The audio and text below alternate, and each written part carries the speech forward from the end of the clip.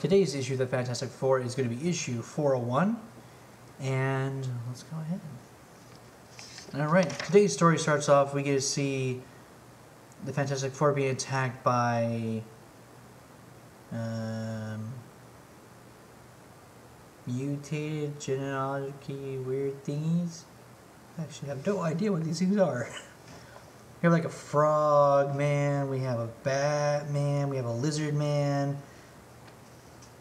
Hey, I found Waldo. I don't know what the heck's going on, but they're being attacked by all these people that are just weird. That's when we see what's really going on, and apparently Maximus is the true villain. They have shrunk down the Fantastic Four into a glass city, and have taken over their ship, which surprisingly looks extremely like a Klingon bird of prey. I'm not disappointed at all. I mean, let's face it, the bird of preys were amazing. Fantastic Four, yeah. If you had that much money and you're as big as geek as he was, you would have a bird of prey too. So he was able to get out of it. After saving them, Maximus basically betrays them and shrinks them down, leaving Johnny Storm here to try and, I guess, brainwash him.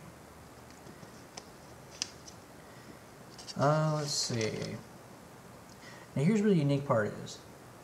We get to go to Atlantis, and we get to see, who is this? But we get to see this, okay, we get to see Morgan, and she's taken over the city of Atlantis, and she's been able to put a spell on Thor. So, yeah, this is pretty bad. You got an evil witch who's mind-controlling Thor. She doesn't need any armies after that. And, of course, the Genetics Council, who was leader of the city that the Fantastic Four saved, is trying to convince them that they're the rightful owners of Atlantis. They just left it thousands of years ago, so they deserve to have it back. And people are trying to be kind about it. Eventually, the Fantastic Four does escape, and that's when things start going crazy. Because now they have to fight against these mythological creatures. You know, they have Centurion, they have, looks like, I completely forgot what those things are called. Well, it's not an imp, or maybe it is. You know, the people who are trees, but then can come back out of tree form, those type of people.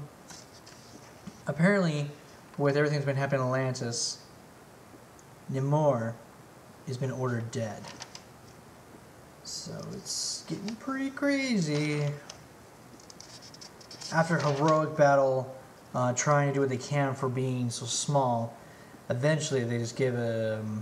let's see what it is.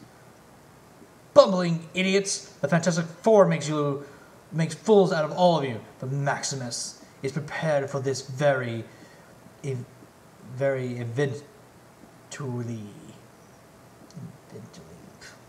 Okay, Torch, you must destroy my enemies. I hear you, sir, and I obey. Now, they have to put up with Johnny being controlled by this douchebag, and he's attacking his own family.